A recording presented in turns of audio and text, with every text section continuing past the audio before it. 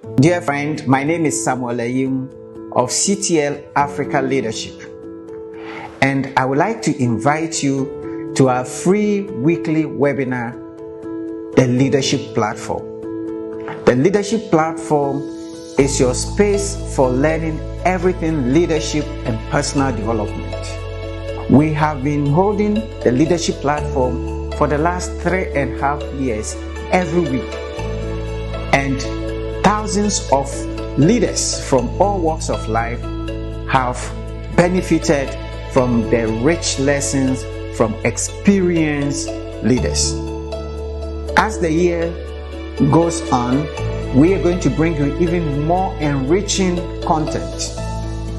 We're going to have a session called Leaders Are Readers, where every month we will bring you a book that all participants will be encouraged to read. We will share the summary of those lessons for you to guide you. We will also bring you a session on meeting with a CEO, where we will bring an experienced CEO from any industry to share their story and their lessons as leaders. Again, we will bring you the extraordinary leadership stories, where we scout out for emerging entrepreneurs and leaders doing extraordinary things in different fields to inspire you to do better. And of course, we will bring you the normal topics in leadership and personal development that would enrich your leadership. So I hope you make a date with us, CTL Africa, every Saturday, 7 p.m. on the Leadership Platform, live on Facebook, LinkedIn, YouTube. On our YouTube, you can also check some of the previous lessons for free. Make a date with us, CTL Africa, on the Leadership Platform, this and every Saturday at 7 p.m.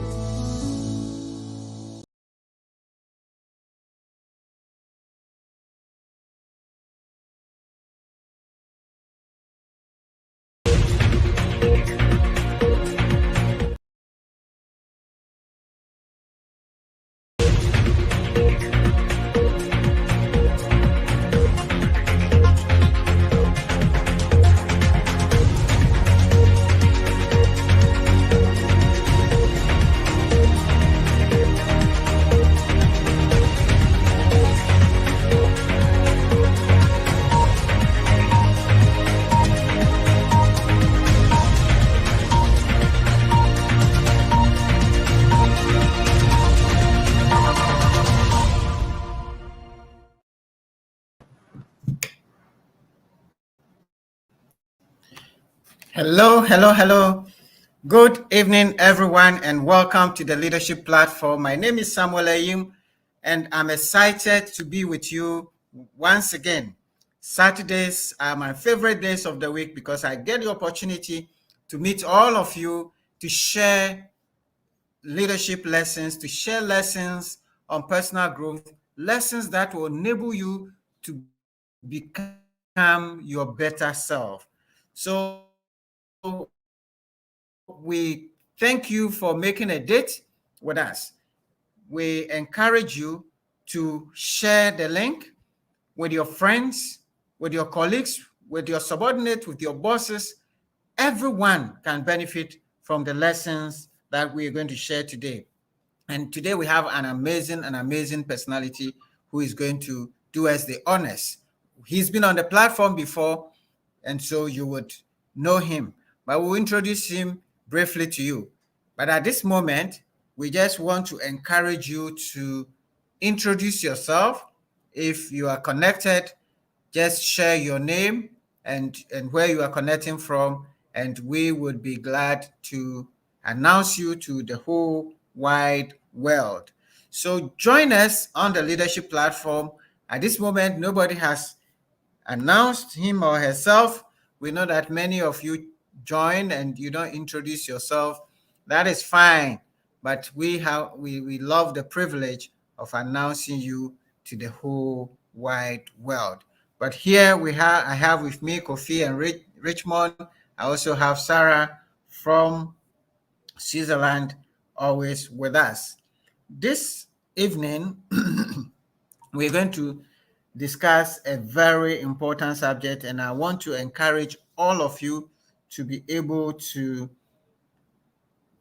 take notes, to listen carefully, and to pick the lessons and apply them. As we share all the time on this platform, you can use our simple learning method to pick your lessons.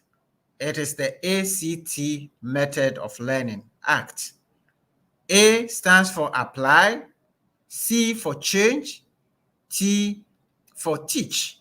So as you listen to our speaker this evening, pick the lessons that you want to apply, because that is the most important. And as you pick your lessons, we'll be happy to share them. So go ahead and share with us. Feel free to share the lessons you're learning as we go along. Share your takeaway. So A is the lesson you want to apply. C is the lesson that is teaching you something to change, something that you do, or ways of doing things that you want to find a different way to do it. And T is how you're going to transfer the lessons to other people to expand your influence. And so we encourage you to do that. This evening, the topic we are going to discuss is very, very critical for all of us, for every human being, for every sector at all times. Building resilience and adaptability in a changing environment as a leader. The world is changing and changing so fast.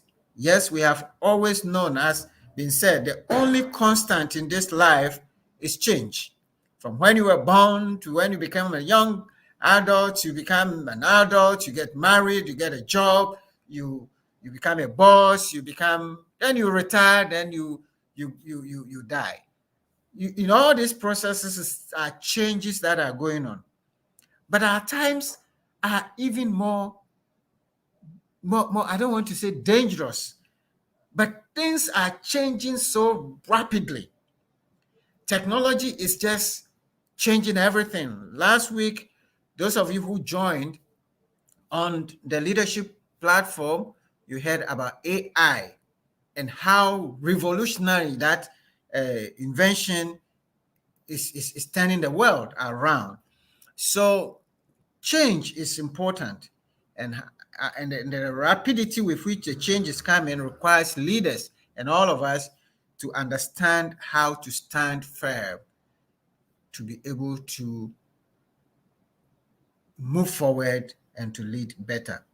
So you are all welcome. I see Michelle Bacha already, and Michelle Koyo Bacha watching from Tema. All right. So Michelle is here.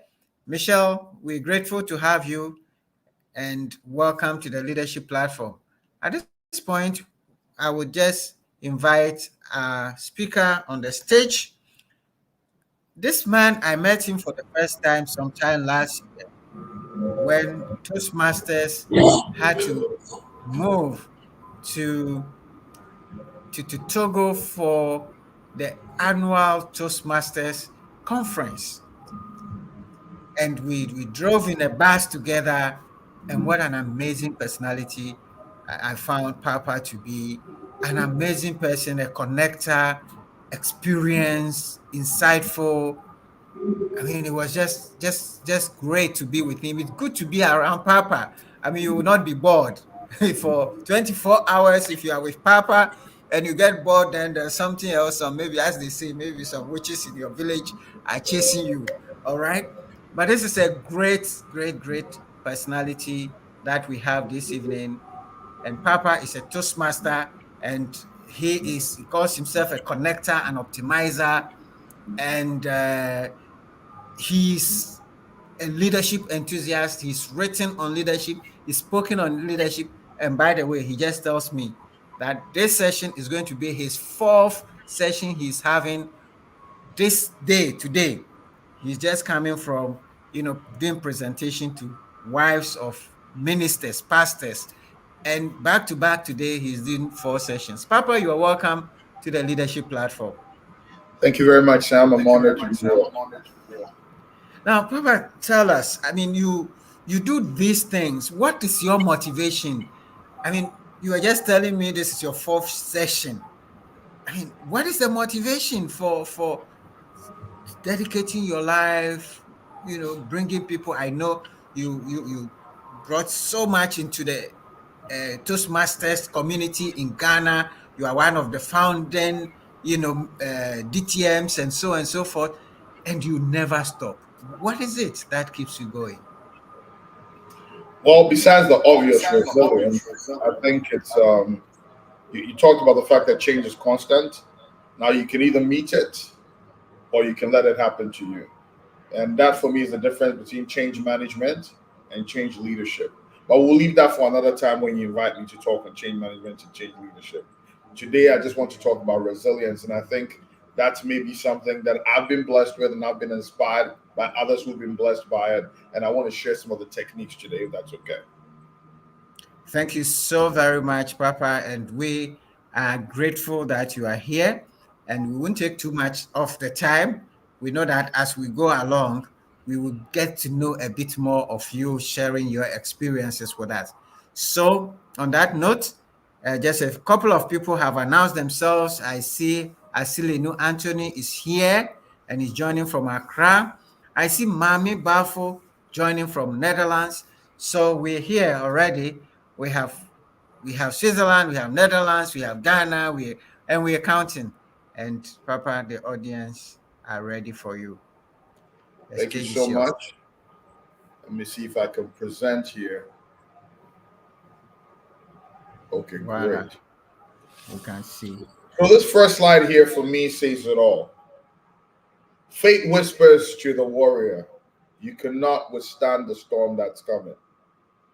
And the warrior whispers back, I am the storm. And for me, that's what resilience is all about and adaptability it's about. It's about understanding that there are going to be storms in life and that the storms are going to be consistent. But can you adapt to the storm and become the storm? Can you glide with the storm and control the storm? Or are you going to let the storm happen to you and break you down? And that's what resilience and adaptability for me is. Thank you so much to the audience for being here, giving your precious attention and time to this very important topic. And I hope that at least I can shed some light on a few things and we can have a discussion and learn from each other so that we can make some progress. So, what is resilience? What is adaptability? And what do we have to say about the subject? Now, it's important that we understand resilience, first of all, and how it works. I've been talking about mindsets this week on a program I call A City for Your Thoughts. And I've talked about different mindsets. And today I was going to talk about the resilient mindset. And there's certain characteristics when it comes to a resilient mindset. That's a mindset that is tough and manages to go through whatever you throw at it. And these three characteristics are optimism. The next one is perseverance. And the last one is ability to learn from failures. What is optimism? Optimism is understanding that behind the silver lining, there is something good. That behind the storm, there's a rainbow. That no matter how good it looks, all you have to do is clean up your lenses and you find that there's an opportunity. And so some may call it idealistic. I call it optimism. It's a seeing and seeking the positive in everything that you are and being grateful for what may even seem like it's a problem. That sets you up to be resilient. Perseverance is about saying, you know what, I got knocked down a couple of times, but I'm still going to get up. I slipped, now I get up. I fell, now I get up. I failed, great. What are the lessons? Let's move on. And it's your ability when everybody else wants to give up and say we failed and call it failure to learn from those failures and keep moving. It's like you take a beating, life gives you a beating and you keep going. That's resilience. And there's mental resilience where you're resilient in the mind, you have the right mindset to keep going. And then there's emotional resilience, and this is where You have strategies like mindfulness and self-awareness and effective stress management to manage that stress or to manage that storm that you're feeling because things didn't go the way you can. And sometimes these things have health implications if we don't manage them. So it's important that we're very clear, we're very mindful about the way that we can continue to keep our emotions intact even in the middle of a storm. So managing that stress, finding your calling, holding people around you accountable, interacting cooperatively, and so forth and so on. Now let's talk about adaptability. We say our resilience and adaptability. How does adaptability come in? Adaptability is the capacity to adjust, innovate, and thrive in changing conditions. So you may have the appetite to want to move on. You may have the appetite to take on the storm. You may have the appetite to drive through the storm and become the storm. But do you have the capacity to adjust, to innovate, and to thrive in changing conditions? And that's what adaptability is about. And that's how you nurture adaptability. Now, as a leader, you need to be agile so that you can navigate that storm, so that you can be resilient and build a resilient team, so that you can continue to engage and move despite failures, right? And the qualities of an agile leader is that they are open to new ideas because they understand and they stay in humility, knowing that what they knew yesterday may not necessarily work today. And so when it starts failing, instead of giving up, they say, you know what, can we try something new? And so they're connected with people who may share ideas that they could try. They embrace change. They embrace change because they know, just like Sam said earlier on, that change is consistent. And so the question is, are you going to react to change? Are you going to try to manage it once it's in? Why are you going to lead it before it comes in and be ready to use it to the next level? And because of that, it also requires that you're continuously learning from those who came before you, continuously learning from those who are in front of you, continuously learning from your mistakes, and continuously learning from others' mistakes that they've overcome. All right. And then it's important also to cultivate a learning culture, right? So you alone cannot be just resilient for your entire office or your entire organization. But if you build a team that believes in resilience and are robust and are resilient, then your organization becomes much more robust. So you create a culture that values continuously learn. You teach people to continuously learn from each other's mistakes. You experiment, you give feedback, and within the team organization, you continue to grow. And that's why we need to build or cultivate the learning culture that is ready for being adaptable. So how do we build resilience and adaptability in leadership? I remember, for those of you who were at the last program that I connected with on this, I talked about the 7 layers of leadership. And remember what the first layer was? The first layer was self-leadership. But before you can go into self-leadership, you need to be able to assess yourself and know where you're at. So self-awareness is key. Self-awareness requires self-assessment. So as a leader, assess your current levels of resilience and adaptability and ask yourself, where am I? And also, you should need to be able to identify your strengths and areas for improvement. It's very important. You also need to know techniques like mindfulness and stress reduction and so forth, so that your stress doesn't overcome you, so that you don't succumb to the pressures of the crisis that you find yourself in or the changes that you see. It's important that you learn these different techniques to help keep you moving. Because the problem is, you see, when you're dealing with stress or when you're dealing with change or when you're dealing with things that you cannot or you're not prepared for, it's one thing when you're alone. It's a whole different ballgame when you're a leader. Because when a leader panics, his people panic. When a leader seems to not be able to deal with insurmountable challenge, his people also freak out. And so as a leader, you need to be able to be tough, resilient, adaptable, have grit, so that your people can look to your model and even when they are scared, say, you know what, the storm is scary, but our leader is a storm and he or she is going to get us through. And so it's very important for you to take care of yourself, self-care, and manage to learn to navigate through the stress. It is also important to have effective communication because it is important to connect with people. It is important to engage with people. It is important to motivate them. It is important to guide them. Yesterday, a friend of mine who is now one of the big government organizations called me and said, "Hey, you know what? Can you get me a movie, or can you share a movie with me that I can show to my people? We're about to do some drastic changes to the organization, and it's going to shake some things up. Some people are going to lose their jobs, and there's so much anxiety. So can you suggest something?" And I found him a movie and suggested a movie that showcase people coming together to ride through a storm, so that he could use that to motivate his people. But it's not every time that you're going to use a movie. As a leader, you need to find ways to communicate with your people and encourage them and move them forward. Sometimes it's even about just reassuring them that even though they may be going to a scary place, maybe there may be layouts or whatever, that they have what it takes to move on, and they have what it takes to continue to survive, so they don't panic so much. It's very important. All right. Go to the next slide. All right. So, what are some strategies for leading through change? And I want to quickly go through these slides because I want to get to the fun part, which is the stories. And I also want to get into the part where I will interact with the audience, because today I want to hear more from you than just share. So, some of the strategies for leading through change are: one, knowing some change management strategies. And that requires exploring proven change management strategies. I would say even go further and go into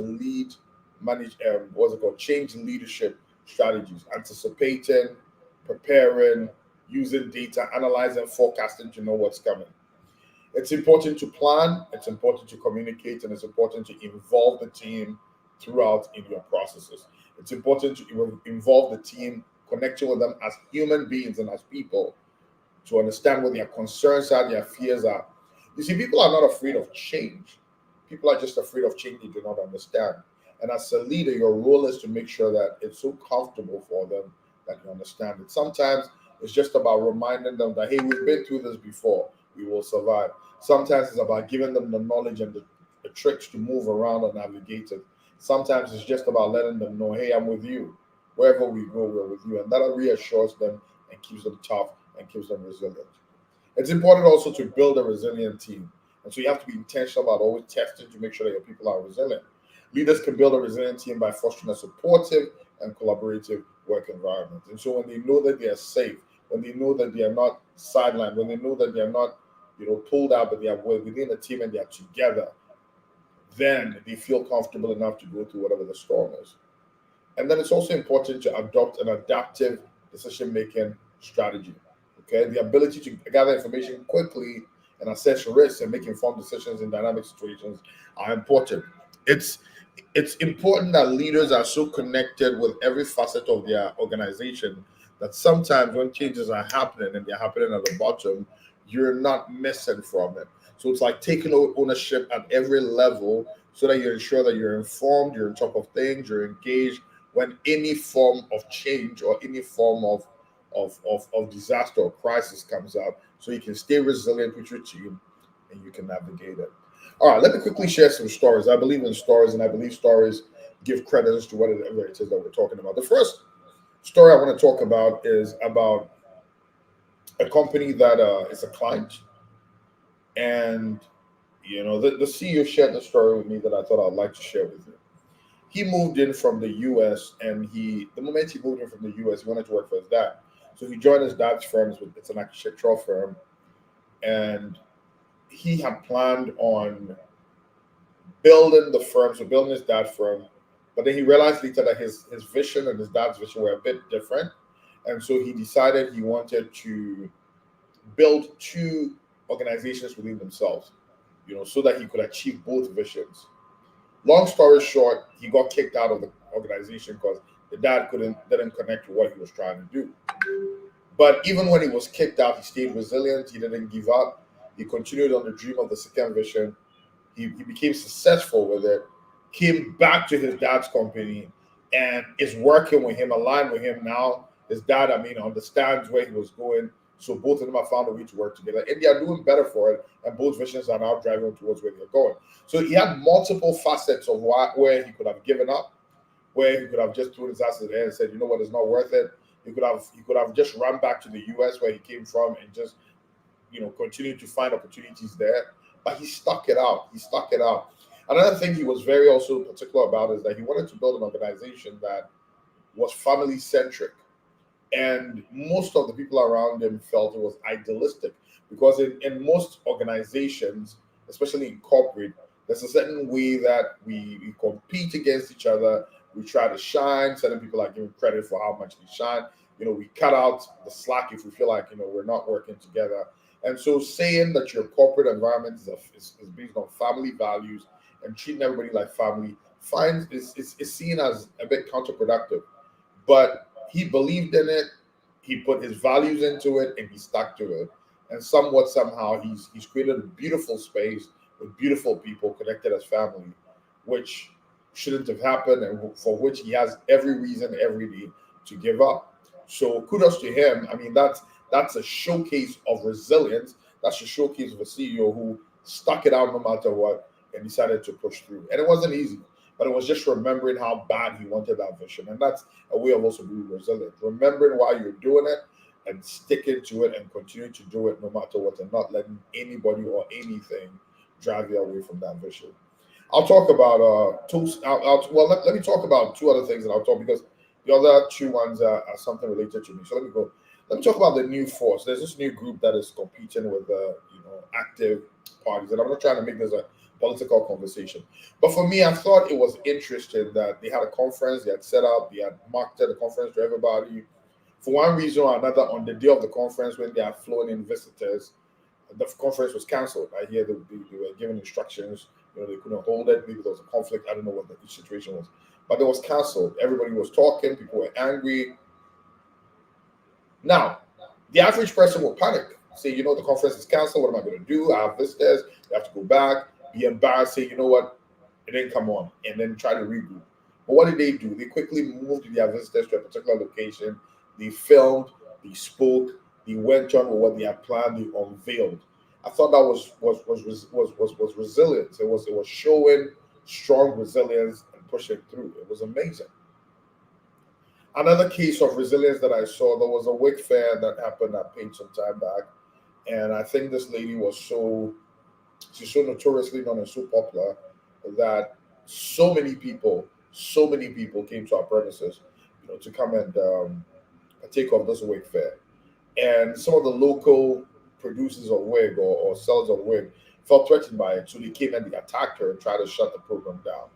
And it was a mess. It was crazy. It was loud. It was a mess. It was. I mean, in fact, we even had the police had to later come in to put things to rest. But what was interesting is this lady still talked to her fan base despite all the money she had moving her wigs here, the cost of flying in and all that. She wasn't perturbed. She still spoke out to her fans and told her fans how they could get the wigs, and still managed to get a win out of a very desperately failed situation. And for me, that is resilience. That is total resilience. She wasn't phased. She didn't let it break her spirit. She just moved on and continued. And it shows why she's also ultra successful, because she has resilience. Another example is Toastmasters. At Toastmasters, we have so many lows and highs. Recently, Toastmasters dues has increased about twice. And the crazy part about the Toastmasters dues, or the interesting part about the Toastmasters dues, is it also happened at the time when our city was being devalued and the dollar rates were going higher, and we pay or we're charged in dollars. So this is extreme for a lot of members that pay. But somewhat somehow members have found a way to navigate through it, and leaders have found a way to encourage people to still continue paying for dues, and we'll find other ways to get new members to come in. And for me, that's a form of resilience, because where we had every other reason to just give up and say, you know what, this is becoming too much, we don't want to do it, we still moved on. And that's a show of resilience. The last one is the Page Center. In fact, if you've been to the Page Center, beautiful place. We always have a lot of events. We always have a lot of beautiful. Today we had a funeral, beautifully done. Family of Rexomar. I mean, very popular people come through. But what a lot of people don't know is behind every beautiful event you see in the Page, we're consistently dealing with crisis, consistently dealing with issues, consistently dealing with disappointments, consistently dealing with things we didn't anticipate. We have so many programs that we've had to go through. One of the flagship programs we had last year was Movies in the Park, We were consistently pumping money. We weren't even charging for this program. And it started from advertising. First day, somebody we turned the program only one person. The next time only two people. Built it all the way to about 100 people showing up. Beautiful program. Then this festival thing comes up. We had to drop it. Then we after the festival we came in, the numbers had dropped back to 10 people. We had to nurse it, nurse it, nurse it. Then one day, one of our biggest programs we expected, we said a Queen Mother had died. They didn't want anything in Accra. Boom, we had to turn it off. Came back, impacted our sales. This year, we're very excited, ready to go on. We have these vendors. We have all these food vendors. A lot of people are excited about our food. None of our vendors are showing up. So every day there's something going on, and every day there's a challenge. And every day you're confronted with a question: do we just give up? Do we just turn it off? Do we just close it? Do we just forget about this?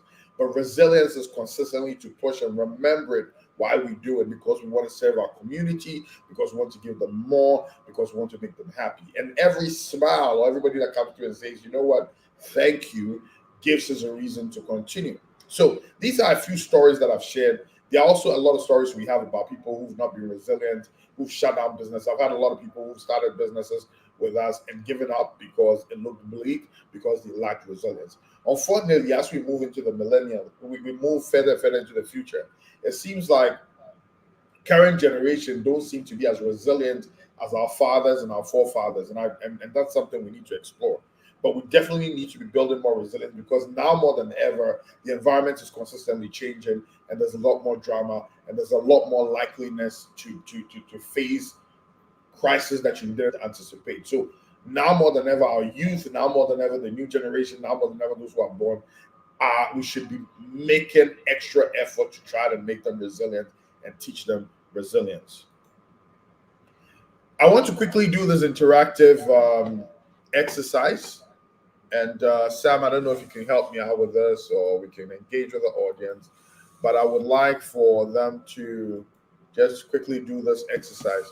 So the first exercise would be, I would like all the audience members to quickly write down on a sheet of paper or on the chat page, if it's open, what comes to mind when you think of resilience.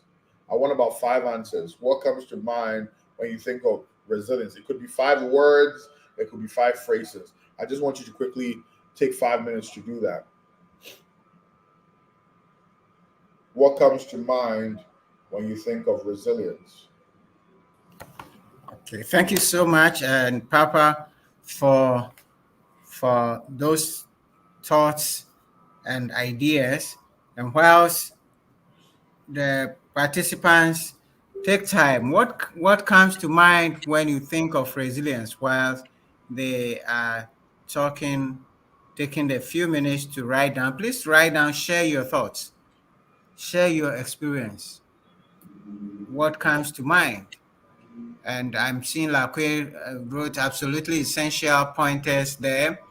I have recently learned that stress is contagious, especially when it's coming from the leader. Self-awareness and self-regulation. All right. So share with us, anyone, what comes to mind? What is your experience? What is your understanding? What comes to your mind when resilience is mentioned? And Papa, whilst they are doing that, I want you to just throw a bit more light on the page, because I know the page. I have visited the page. I was I attended some of your programs at the end of the year. Amazing things you're doing. But I don't think many people here know about the page. So whilst people are putting down the thoughts, all right, I see a few thoughts coming through already, and I see Shadrach Nanapoku Owusu saying, pushing through regardless. So that for him is resilience, pushing through regardless.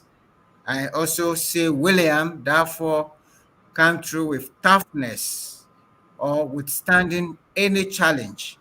So that is what comes to mind. And Beverly Okoye, says mental toughness. So those are three thoughts coming from there. All right. Any more? Please go ahead. What comes to mind? What is your experience with resilience? When you hear resilience, what comes to mind?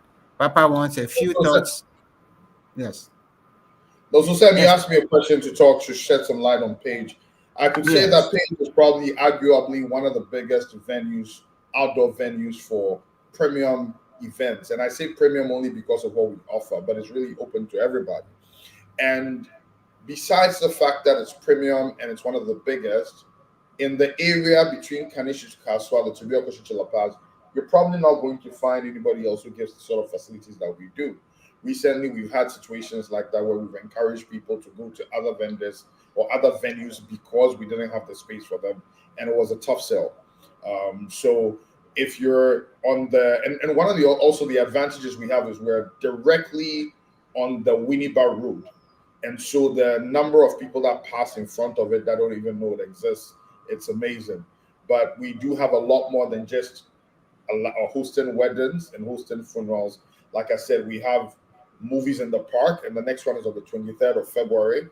We also do what we call insomnia nights. So sometimes those who like to watch movies a lot or want to stay up all night till the next day, we have one on the 5th of March.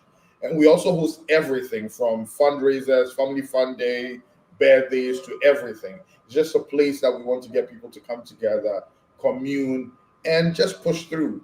And I think that's even one more way of resilience. If you connect with people, if you come into a big space like that where people are and you celebrate each other and move on and enjoy together, it helps you to be resilient in the changing times. Yes. So that's the Page Center for you. All right. Google it, Thank you. and if you go on Google, the map will bring you here directly. All right. Thank you so much and for throwing some light and the Page, which is an event center, as you said, premium event center. This is run by Papa himself, and you will love it. If next time you want to think of an event, think of the Page. Now, a few more thoughts from Fred Asare, who is joining us from the village of Hope in Gomwa Fete. He says, resilience, not giving up, trying all over again, bouncing back. All right. Bounce back ability. One of my leaders calls it. All right. Lacque says resilience, self-regulation, tenacity, failing forward. I love that. That's my mentor's theme also, failing forward.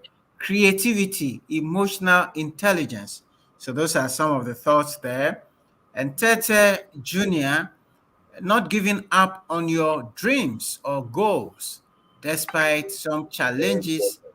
may come your way. Very Okay, important. finding new measures to still navigate through. All Very right. important. And Olivia Okai say maintaining focus. Maintaining focus. And she adds having a disciplined and organized lifestyle personality before reaching out. So great ideas coming from there, Papa. Wonderful. Got you. Wonderful. Very quickly, and I just want you to read the first one or two. Sam, can you ask somebody to share a resilient story with us? Just one or two people. All Their right. story of For resilience.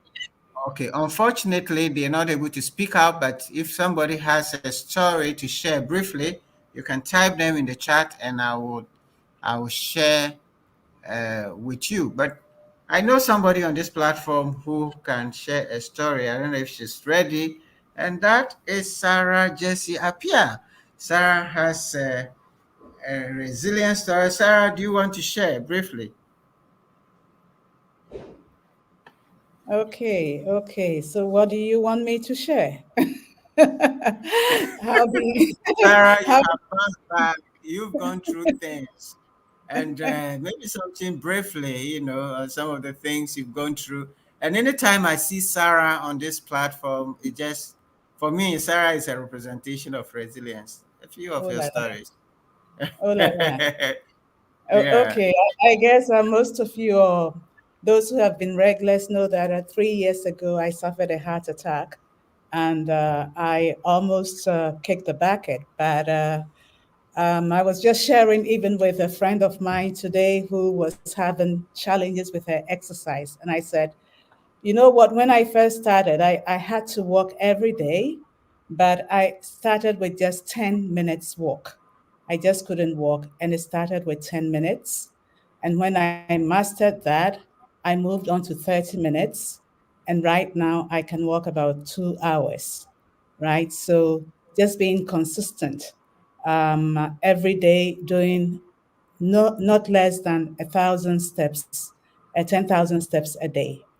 And therefore, this is the way that I have built that resilience, persevering to really build up my exercises and keeping fit.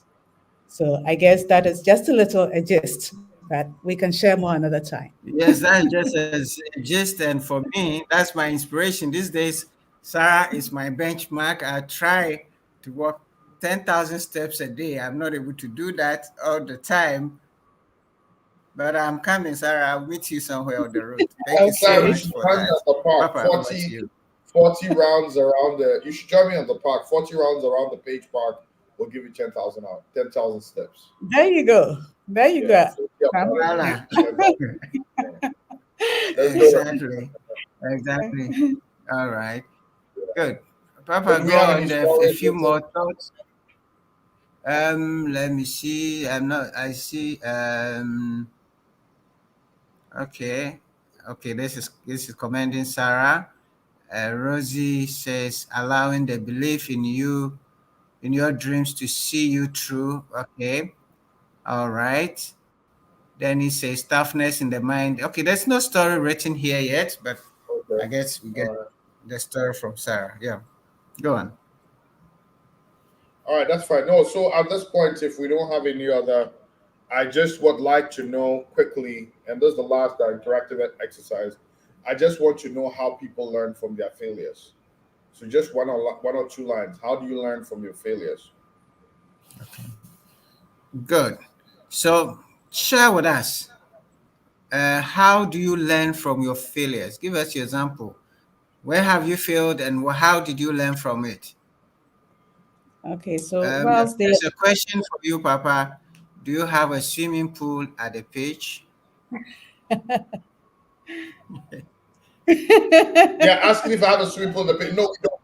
No, we don't. All Not right. yet. Okay. Not yet. Resilience, it will come. All right. Yes, Share with us. yes, yes. How do you learn from your failures? How do you learn from your failures? All right. Go ahead. okay. Share So your Sam, thoughts. yeah, Sam, you share with us where have you failed? I have failed in my health, and now I'm taking it very serious. You know, I shared with you a little bit of that, and also how I manage stress because it was stress that led me to have this health issue. And therefore, Yeah. these days, I pace myself. My calendar is my good friend. I really make sure that I set boundaries. Because of that, I set boundaries. I never used to say no to people. So, not saying no to people led me to the fact that I stretched myself so much that I became stressed and fell ill. And therefore, Mm. now I've learned how to set boundaries and to rest and to enjoy life. Wonderful. Wonderful. Sarah, one of the stories I believe I've shared with you, it's in terms of failing. When I finished the university, the law school, and I was one of the 7 top of the class from the law school, called to be teaching assistants at the University Faculty of Law. All the 6 of my colleagues, got admissions with scholarships to do their master's program. I applied to all the schools, nothing. I got some admissions, there was no scholarship. And of course, I was so poor, I couldn't have been able to pay the fees. The dean of the faculty calls me and said, "What's going on here? With all these grades that have happened, that you've made, there's no explanation why you're not getting a master's program to do your LLB, LLM, and so on." And Professor Mills then was my Prof. Professor Nikwe, who became the Supreme Court judge, Mrs. All those great guys were a bit concerned. And it seemed like the end of the road, but for me, my attitude to life is that when one door is shut, other doors are open. Absolutely. And so for me, the way I deal with failure is, and I believe I'm a person of faith, I believe that God directs my steps. So when things like that happen, it goes back to my inner fortitude. It's what is inside of me that holds, because that's where you break from. And soon after that, there was opportunity at the stock exchange, which I just started, and they were looking for a young lawyer. Professor Mills recommended me. I went to do the interviews, and they were even asking for 3 years experience. I've just finished my national service, but they took me on. And the rest for me is history. When I meet my colleagues, even the 7 of us who are at the faculty, they always say that it seems your life has become even more successful than those of us who got there, So it's mindset for me. Dealing with failure starts from your mindset that you go through, because you can't change what happens to you, but you can change your attitude towards what happens to you. So that is my perspective of that. Let's see who is sharing. Okay, we have one thought here from Lakwe. Her strategy is, I ask what worked, what didn't work, and how to achieve results with the new options. So that's another approach. Conrad says, great ideas to help us this year. All right. Beverly, let's see if Beverly is sharing a question. Question, please, for Papa. Sarah, how to avoid regret when you haven't been resilient? Okay, so that's a question. There is, there's Shadrach also says that when you fail, taking personal responsibility for my role in the failure, it's also an approach that that Shadrach uses. All right, so those are some thoughts there, Papa, for you. So repeat the question again for me. The question from Beverly is, how do you avoid regret when you haven't been resilient? So you go through a situation and you feel knocked down, you've not been able to survive, and you're regretting. How do you avoid regret? So remember when I was talking about resilience, I talked about mental resilience or the resilience mindset, and I also spoke about the emotional resilience. Emotional resilience usually comes, like you said, an event can occur, but the outcome is really dependent on how you react to it or respond to it. A lot of times we react, and reaction is really like letting the change just take you. It's like drowning. But response is taking time to reflect and deciding how you're going to act towards it. And the best way to avoid regrets is, first of all, to understand the beauty and lesson of failure. When you learn the lesson of failure, when you have the mindset that understands that every failure is actually an opportunity for you to grow, then you stop regretting and start appreciating. The second thing, or the way to avoid regret, is to have a habit and an attitude of gratitude. You see, when you have an attitude of gratitude, you're consistently grateful for the things that happen to you, as opposed to being filled with regret. The third one is a spirit of what? I talked about it in the resilience mindset, optimism. You see, when you have a spirit of optimism, instead of looking at things in a way that will cause regret, you look at things for, what are the lessons I'm missing? What are the opportunities here? What can I be excited about? And these things help you to navigate through the emotions of regret and rather move into reflection, mindfulness, and results. And that's the way to deal with these things. Absolutely. And when you talk about gratitude, sometimes it's very good to look at what you have rather than what you don't have. And usually we are focusing too much on what we don't have, and that gives us regret. But if you look at what the big picture of what you have, you'll probably be able to appreciate the failures. And William says his approach is to ask the question, what's the next possible solution? So when Mhm. things don't go well, what's the next possible solution? And Beverly says, so helpful. Thank you so much for that. All right. Let me see if there is any other question, Papa. Um, Yes, Otherwise, please. we're leaving the stage to you. If there is anything more you want to share. Um, okay, this was Olivia saying, glory, hallelujah, amen, to knowing that you are still alive and I get to meet you, Sarah. All right. Thank you for sharing Thank your you. story. Encouragement. Thank you so much.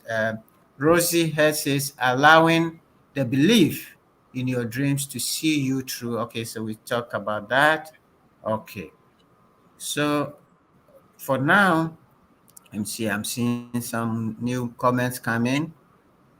And Olivia said, unfortunately, right from close family members to church and society in general, the society in general gets so judgmental, and so there's not help to easily get out of regret situations.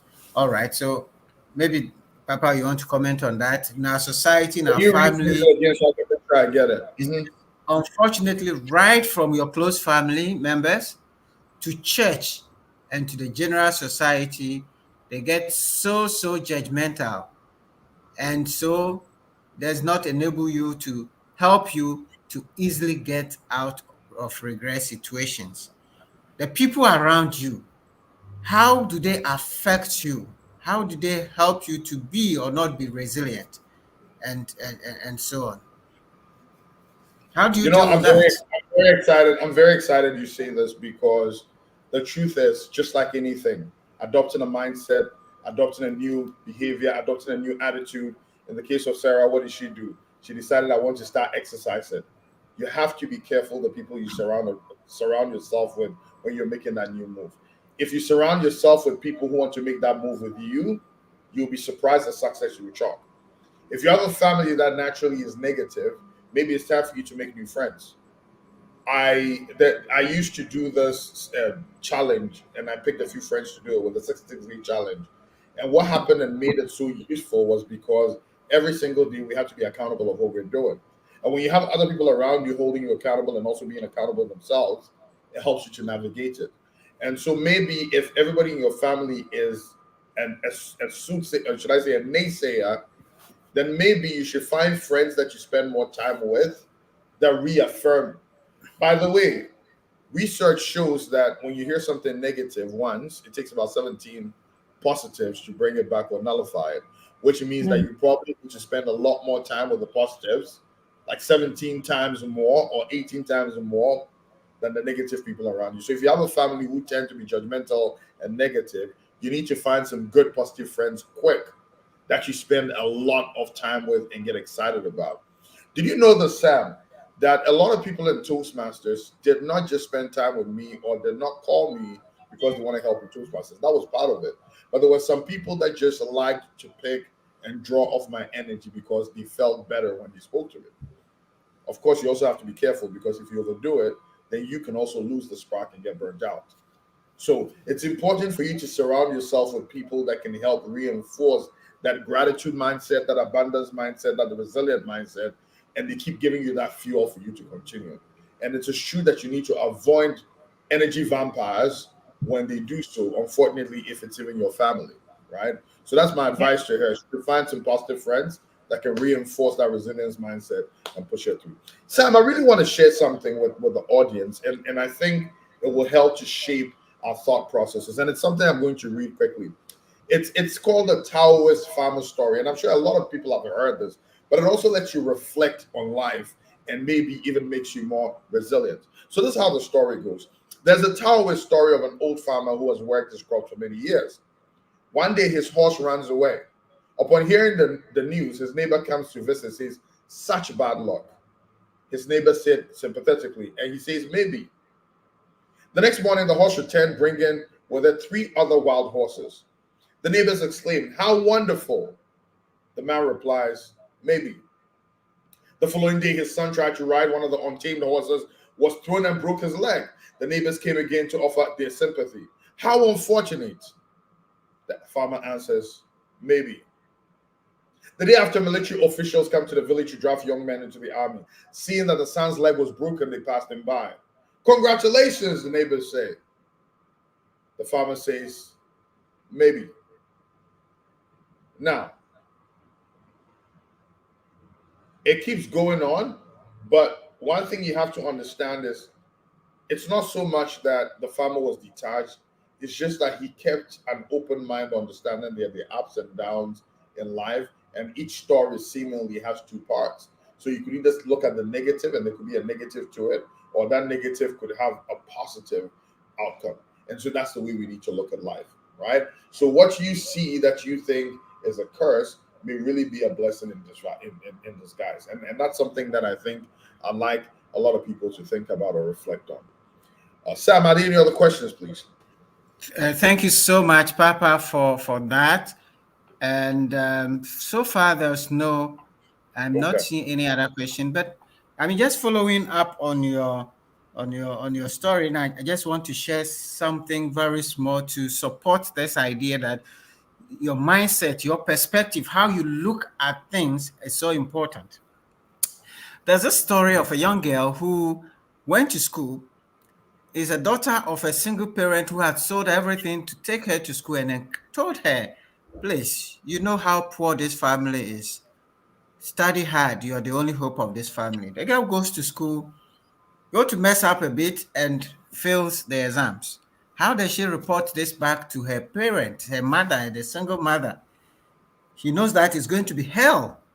The mother is going to be broken. So she takes a pen and writes a letter to the mother. "Dear mom, I came to school. One day I decided to go around with a friend's bike. I ran into a pole and broke my leg. And as I was struggling, a young man came by and helped. Apparently, he was a medical student. He took me in. And as he was taking care of me over the time, he could not go to his school. He also lost on his course. And his money is finished. He cannot pay his rent and he's been thrown away.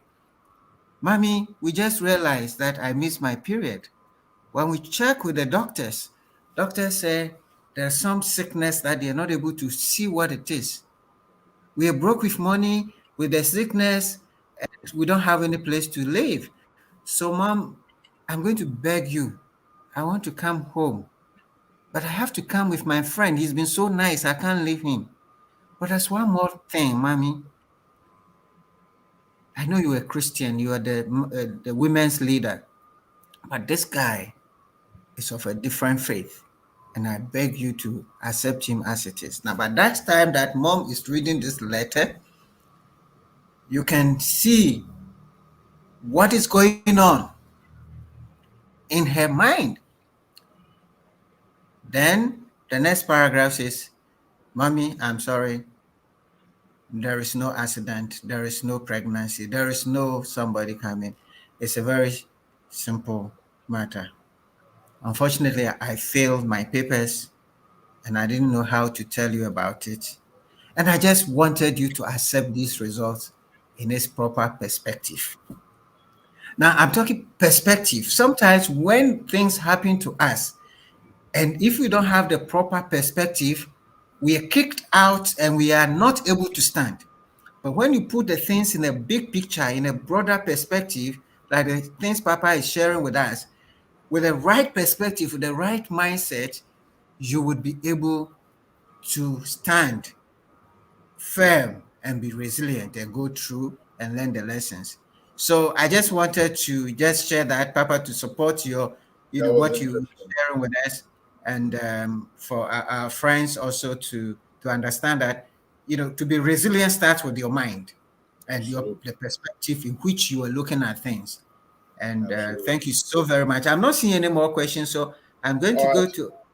I see Olivia says, "Great step of positive accountability steps to refocus on one's inner thoughts."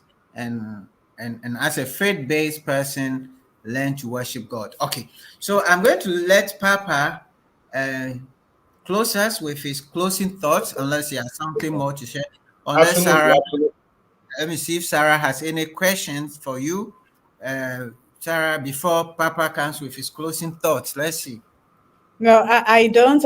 I'm just agreeing with what Papa just shared about gratitude because when I was on my hospital bed, it's gratitude that pulled me out, saying I Absolutely, could have died, but hey, absolutely. I'm not walking doing anything, but I'm grateful, really grateful that I was alive. And that started it on my journey. That I have learned something, I've gained some knowledge, right? Now, how can I inspire others with this experience that I've had? And also what is the power that has given to me? And one of the viewers that says, taking responsibility yourself, what part did you play in it? And being very honest with yourself where you went wrong and what you could do about it.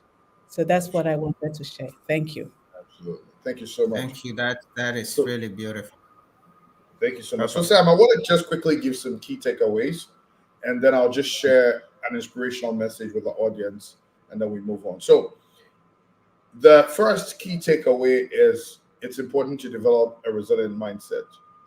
So, you develop a resilient mindset characterized by optimism, perseverance, and the ability to learn from setbacks. That is very important.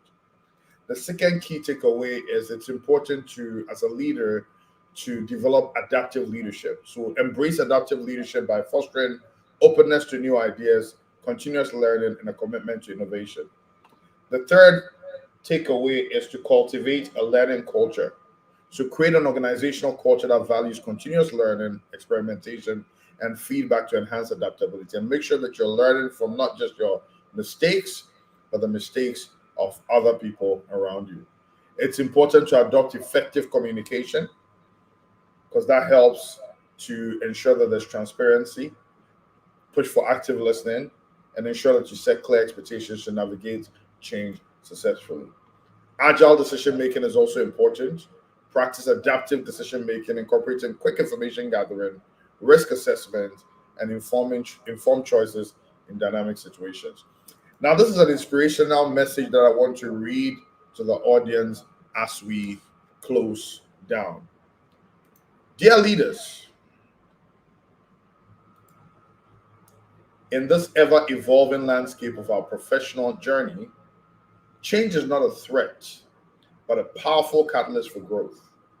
As leaders, the ability to embrace change, cultivate resilience, and continuously adapt is not just a skill, it's a transformative mindset that propels us towards success. Remember that in the face of change, resilience is your greatest ally. It's not about avoiding challenges, but about bouncing back stronger, wiser, and more determined. Consider setbacks not as roadblocks, but as detours leading to unexpected opportunities. To thrive in a dynamic environment, be an architect of change, not just an observer. Cultivate adaptability as a core strength, for it is the agile leaders who navigate uncertainty with grace, turning challenges into stepping stones towards innovation. In the midst of change, be the calm in the storm for your team. Your resilience inspires confidence, and your adaptability sets the stone for a culture of growth. Show them that change is not a threat to stability, but a pathway to excellence. Remember, it's not about perfection, but progress. Each change is an opportunity to refine, reinvent, and reignite your leadership. Embrace it with open arms, knowing that in the dance of transformation, you are not just a participant, you are the orchestrator of your success story. In the symphony of change, be the maestro or be the maestro, leading with resilience, embracing adaptability, and orchestrating a melody of triumph. The dynamic environment is not a challenge to endure, but a canvas to paint your masterpiece. So, leaders, as you face the winds of change, spread your wings so high and let the spirit of resilience and adaptability be the wind beneath your wings. Thrive, not just survive in the dynamic symphony. Thrive, but not just survive in the dynamic symphony of leadership. With resilience, adaptability, and an unwavering spirit, you're not just leading, you're inspiring the future. So embrace change, cultivate resilience, and thrive. And if fate should ever whisper to you of a storm coming your way and show you doubt in your capability to withstand the storm, stare fate in the eyes and whisper, I am the storm. Thank you very much, Sam. Over to you. Thank you so very much, Papa. That was great. That was truly inspirational. And we just want to thank you for those inspiring lessons. All right. Now, on this note, I guess we are going to draw down the curtain. And next week, we will start with our Meet with a CEO series. We're having an inspirational CEO who is going to share his story with us. As we've shared with you, this going forward, we're going to have time with the CEO at the beginning of the month. We are going to share leaders are readers, which is sharing with you a book every month. So at the end of the month, we will share with you a book. The book that we shared at the beginning of this month was What Got You Here Won't Take You There. And we shared some lessons. So those of you who are not there, you can go back to the lessons of the first lesson of the year on What Got You Here Will Not Take You There, a book by Marshall Goldsmith. And you can pick those lessons, pick that book and read. But February, we'll have another book to share with you. On that note, we also want to encourage you. We've just started the 8th cohort of the growth journey, and we still have a few more seats available. We just had the first session. So if you were interested in the growth journey, which is with this time, we're doing 10 weeks of growth where we're going to help you to focus on your life and your growth and where you want to go. This is the time to join the growth journey. If you know anybody that you want to encourage to focus on growth, please let us know. And you can go on our links to register for the growth journey. On that note, I want to thank all of you, and I want to thank Papa. I want to thank Kofi and Richmond for all the support. And I say, God bless you. And as Sunday begins, let's remember God who gives us life, and let's find room to worship him. Thank you, and have a very, very good night. Thank you, Papa. Thank you very much. We spend a lot of time developing our professions, but we don't spend time developing ourselves. Look, as a leader, as a professional, you have to grow. You have to grow yourself. And to be able to grow yourself, you need to know yourself. A lot of us are not achieving the maximum we can achieve because we have not invested in our personal growth. So we are bringing you this special studies based on John C. Maxwell's book, The 15 Invaluable Laws of Growth. And we're going to just spend time with you and help you go through the principles that you need to be able to grow your person, to become a better person. Because if you become a better person, you become a better leader, you become a better father, you become a better professional. Do not miss this opportunity, as the masterclass is going to be very practical and discussional. It is going to be a limited number of people. So please register now to be part of the program.